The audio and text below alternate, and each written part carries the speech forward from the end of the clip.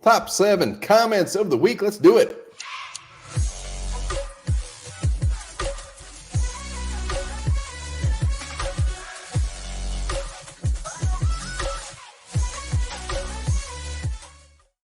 All right, welcome back to Onebar and Lupagus show. I'm Onebar with Lupagus. I gotta be honest. So we started the top 7 comments probably like 2-3 months ago. Mm-hmm. Be a fun one when the season starts going. I think there's gonna be a lot of complaining. It's just gonna be a more fun one during the season. Well, I think it's gonna be more raw, emotional based. People are gonna write shit after watching a game, maybe watching a player do something bad or good. So it's gonna be a lot more raw emotion, true feelings, and sometimes you comment and you put it out there and you maybe regret it after you do it.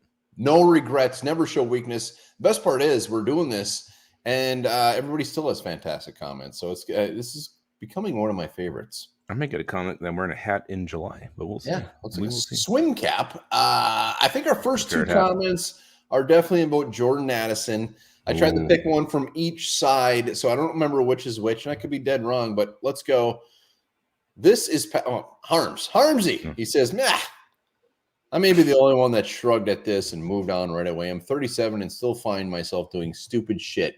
Yeah, it wasn't very smart, but I think it was one of those things where he luckily learned a lesson the easy way." Harmsy taking a real positive spin on this. Well, I mean, it's the fact that, he was injured in camp and then he didn't practice much. They held him out, and then he has this incident with the police. It's just not what you want your first round rookie to be doing. Yes, could have been way worse. He could have been wasted. He could have been doing, high off his ass, whatever. He wasn't. Apparently, I mean, there was no DUI or anything like that. So he was just speeding. A young kid got his, he probably went and bought that vehicle. You want to try it out at 3 a.m. Maybe he thought the roads are going to be clear. It was stupid, but yes, I mean, in the full spectrum of things, it's just a citation. It is, but Harmsy, we all do stupid shit, all of us, but we're not all first round picks. So it's just like, come on, man, this close, especially this close to training camp. I know. It was. It just shows that I know he's young, but that was idiotic. I mean, idiotic. 140, 85 miles over the speed limit. That's the shitty part. I give him a little credit. I mean, like you said, he's young, stupid. We all do stupid shit, but got to be smarter than that, man. It was dumb. Maybe he had his shit really bad, and he was pinching it off. He couldn't hold it. The worst part is the video where they showed him getting pulled over. Did you see that? He pulled over on the left side. He pulled over in the middle of the road. It seemed like it took forever for him to pull over too. Yeah, and he pulled over in the middle of the road. Very weird. I want to know some stupid shit Harmsy's done. That's what I like to know. Oh, I bet Harms has done things that just are horrific. Everybody watching this show has done stupid shit, but we're not first round picks. We're not. Come on, man. The weight of the world is on your shoulders. You didn't need this. And the worst part, I said it in the video, why I hate this the most is this is where all the attention will be. Yep. It just adds more pressure on this kid not to F up in the future. And first round picks, they don't need all this extra pressure. He added it to himself. Well, and also now he just has to do something quick. And we talked about in the different video that we did, but something positive has to happen. We need to start hearing some positive things. Flip the script, do something good. Go even do it like Kirk Cousins did. Handle green beans at a dinner. No, he needs to make a diving catch over the middle with his butt cheeks and like, holy shit, this guy is fantastic. He can catch anything. He's not Marshawn Lattimore. He's the only guy who can catch balls with his butt cheeks. All right. Let's go to the other side of things. When he said, let's get paid on draft night and left Pitt for more NIL money at USC, I knew it could be another troublesome Diggs 2.0. I got attacked because I said Addison was not a team first guy and that he prioritized money over winning a Super Bowl. I was told his comments merely reflect today's athlete and his competitiveness. Bullshit.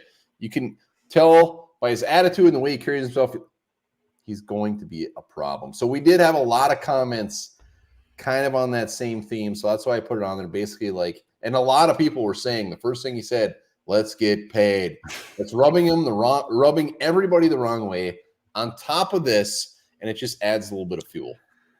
Okay, the let's get paid thing, I'm going to actually defend him on this one because this is their goal. It's what they've been working for all their, since they first put on a football helmet back in their pony football days or whatever they call it, and you work your way up. You want to get the big payday, so it's fine. You can say let's get paid, but yeah, it doesn't look great for him. I mean, doing that, and then honestly, I haven't really watched a lot of Jordan Addison comments, interviews, whatever, so I can't say how he carries himself. But you assume that the team and the GM and the scouting department really looks this guy over, knows what's in his heart, knows what's in his head, and we're comfortable enough to take him with the 23rd pick there. So I hope they did their job. I mean, this is truly who he is, and that's definitely a huge problem. Yeah, I mean, ideally, let's get paid. Fine. Would I rather him say, "Let's win a Super Bowl"? Yeah, absolutely. But hey, in the heat of the moment, the kid was just a first round draft pick. Whatever came to him, I'm not holding that against him.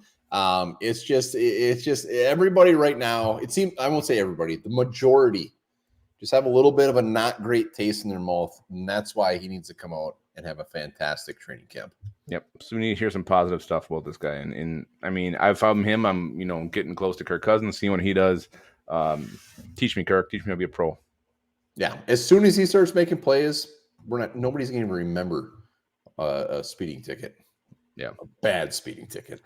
All right, let's go to the Kubskis. Nuts on cutting Wanham. So I did a video on just some question marks heading into training camp, and one of my main ones was DJ Wanham's future. So I said he could absolutely be cut. So Kubler says nuts on cutting Wanham with Hunter's injury history. He's most experienced, proven guy on the bench. Also, Davenport has not lived up to his draft position, so Wanham might end up challenging him for playing time. So he just disagreed with that with all his heart. Yeah, I mean, you want him here. I mean, you definitely would, because what you want him here. That was definitely intentional. He's a great pass rusher. That's what he is. But you also look at the future and be like, okay, I know we're not going to re-sign this guy. He's going to get maybe more money we want to give him. If you already know that, and he's not a Kwesi guy, he was not drafted by Kwesi. If they already know they're going to move on, that's why they may actually, do a surprise cut. You gave Andre Carter all this money, the undrafted kid. If he looks halfway decent and like maybe he can contribute, that's where it happens. It really has nothing to do, I think, with Wanham as a player or where he is now, why he could get cut. I think it's the future, and you're not going to resign him, that maybe you just make the move now. Yeah, I mean, has Wanham reached his ceiling? That's my big question mark. Is like, he had less sacks this year and the year before. Has he reached his ceiling, and is it worth keeping him opposed to like a Luigi Villain or an Andre Carter? Some guys that are just kind of these up and comers that are Kwesi's guys, Kevin O'Connell's guys, that they're just like, you know what, we're going to take a risk. So that's it. I mean, DJ Wanham's a great depth piece. I will never argue that. But it's just more so, are these younger guys worth keeping opposed to him? Yeah. So, I mean, that's why I would love to have him on this team. But if you're looking long term, and if it comes to like, we know this guy's going to be part of us moving forward, he could be a future core player, we're going to keep him over DJ Wanham, who's a good veteran. Robbie, seems like the entire fan base heard O'Connell say that Naylor has shown up well in OTAs, but also missed him quickly and Rager too. Mm-hmm. And Wes Phillips talking up how much better Rager is looking with the benefit of a full install. Kwesi also likes values. So, I mean, everybody's just saying there's no way Rager's going to make team. There's no way Rager's going to make team. I think we need to brace ourselves that he very well could make the team. Well, and he could. I think a lot of it has to do with what they invested in him. I mean, 2 mid-round picks. That's a hefty tag for this guy. I mean, he's still fast. He's got that going for him, but he was just been so bad as a receiver with the Eagles. His one season with the Vikings, punt return last year, didn't do much of anything. I do like the fact that O'Connell's talking about Naylor first, and then throwing in Rager as an yeah. I think that maybe does have, you can look into that a little bit. But I do think it's going to be hard for someone like Thayer Thomas or Tristan Jackson to unseat Jalen Rager to keep 6, because just what they give up to get him. Yeah, and the reason I put that there is just like, we don't know what to expect, and I think we need to at least brace ourselves that he could be on the final 53. Totally possible.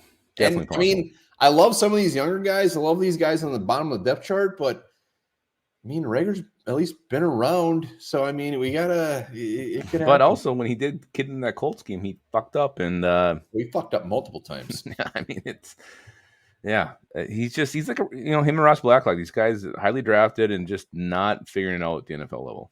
We've said it multiple times on this show. We have yet to know how stubborn this front office is. Are they willing to cut their losses on somebody? Or are they just going to be like, look, we invested on this guy. We're not even going to know for another year or two. And I think this year will be hugely telling, because you got the Lewis Cine situation. I mean, they want him to produce, want him to get on the field. So if he looks worse than Cam Bynum, they still start him. That's going to be telling. If they keep Jalen Rager, keep Ross Blacklock, these guys they traded for, we're going to learn a lot this year about this regime. Jared, wouldn't surprise me at all to see KJ keep number 2, and this is when we're doing the wide receiver depth chart. Jared thinks that KJ could hold on that number 2 all effing year. 100%. I mean, he definitely could. He's already, looks great in all these OTAs. He was one of the biggest talkers out of those practices. The dude just makes plays and he gets motivated. We didn't think he was making the team a couple years ago. What does he do? He comes out and becomes a great number 3 wide receiver in the league. And now there's talk, Jordan Addison is drafted basically to take his spot. Adam Thielen's gone. He's elevated prior to the draft. He's the number 2 receiver. Jordan Addison comes in now, some of this competition. Kevin O'Connell's on ESPN, on NFL Network, saying that is a starting day 1 receiver when they took Jordan Addison. That lit a fire under KJ Osborne's ass. He's going to be motivated. He's going to do everything he can to take that job and keep it. What happens if KJ Osborne comes out this year, has 83 catches, 1,100 yards, 7 touchdowns, and Jordan Addison barely gets a sniff of the field? Are the Vikings actually going to have to look at this and say, we might have to pay KJ Osborne some serious money because he's fantastic? It's going to be curious because how much money do you want tied up in the wide receiver position? I mean, I don't know what his price tag is going to be, but you're going to give a shit ton, probably a record deal to Justin Jefferson, whether it happens sooner or later. That's going to come. And KJ Osborne, I mean, do you want to do that? And maybe they do. It's possible. He could be that good. I hope I want KJ Osborne to be a fantastic receiver. I want him to make a shit ton of money. My hope is that Jordan Addison by week 7 or 8 has absolutely proven himself that he can be a legit Robin to the Batman of Justin Jefferson, and there's no question. Because if we move on from KJ Osborne and Addison doesn't pick it up, we're gonna look like morons. Yeah, it's gonna be horrible. Yeah, we'll see what happens. Skull Mafia, and this is again on the wide receiver depth chart. He says, I think we have a bunch of dogs ready to show out this season. And the reason I like this one is just as far as the bottom of the depth chart. After those 3, there are a lot of dogs. They're going to be scrapping. They're going to be barking. There's a lot of. It's going to be very interesting to see how this depth chart shakes out. Even Jalen Naylor, who everybody loves, he doesn't have a golden ticket. He doesn't, but he's doing everything right. He made some plays when he was in there last year, and he's looked good so far in the OTAs. I don't think this applies to wide receivers. I think cornerbacks, there's some dogs there too. I mean, there's some dogs all over this roster, and on the depth here, I think these UDFAs they brought in, a lot of these guys are dogs. They got a lot to play for. They got chips on their shoulder. They're gonna be hungry, and I like that. More competition, the better. So, dogs at wide receiver, dogs over this thing. We need dogs on this team. We do need dogs. We need those guys scraping for the bottom of the depth chart because that's that's where Super Bowls are made. Yeah, you just want a team that's always going to compete and be hungry. I'm hungry. That's all you can ask for. Starving. I hope you have a nice broccoli casserole in the oven. Oh, God, gross. Last one, Matamidai. We had Ryan from Packernet Podcast on. I said, Green Bay fans absolutely trying to trick themselves into believing their team will be better. We had a handful of these comments. Ryan came on and basically said they're better off kind of at quarterback. Aaron Rodgers had a bad year last year, blah, blah, blah. And you know what? Hey, that's fair of him to say. But Matamidai is right. These Packer fans are absolutely tricking themselves that they're in a better situation this year than they were last year. They're dog shit. Well, suck. It's going to be a very interesting year for the Packers. Without Aaron Rodgers, Jordan Love coming in. I mean, I think he played part of that game where they blew us out, and he looked okay, but we were also doesn't count. It was just So seeing teams game plan for him, attack him, pressure him, how is he going to handle that? Very, very curious. And then, I mean, this defense too. I mean, they got some pieces, they got some players, but if I'm a Packers fan, I'm kind of thinking like a 7-win season would be good. I would take that right now. Oh yeah, I mean, it's kind of like when we had Pond or whatever. I mean, Vikings fans, we tricked ourselves to thinking that this is going to be for the best. We've done it multiple times at the quarterback position. We know exactly what the Packer fans are doing, and we're seeing it firsthand, and I love it.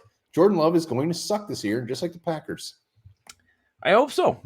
I mean, the worst thing that could happen is if Jordan Love's the next Aaron Rodgers and the Packers actually hit 3 quarterbacks in a row. If they get 3 in a row, I'm going to come on here and shave my nuts and swallow everything I shave off. I don't think it's going to happen, but we also weren't very high on Aaron Rodgers when he finally got the starting gig too. So we've seen it happen before. I sure as hell hope it doesn't happen 3 times in Green Bay. Would just oh my god, it'd be horrible. I think Green Bay is in for a rough go at it here for a little while, and that's what a lot of the comments were saying. Like basically, you know what, it's time. Their roster right now isn't really overly set up to succeed. They got some good players, but it ain't the Packers of the old, and I can't wait to have a front row seat to it.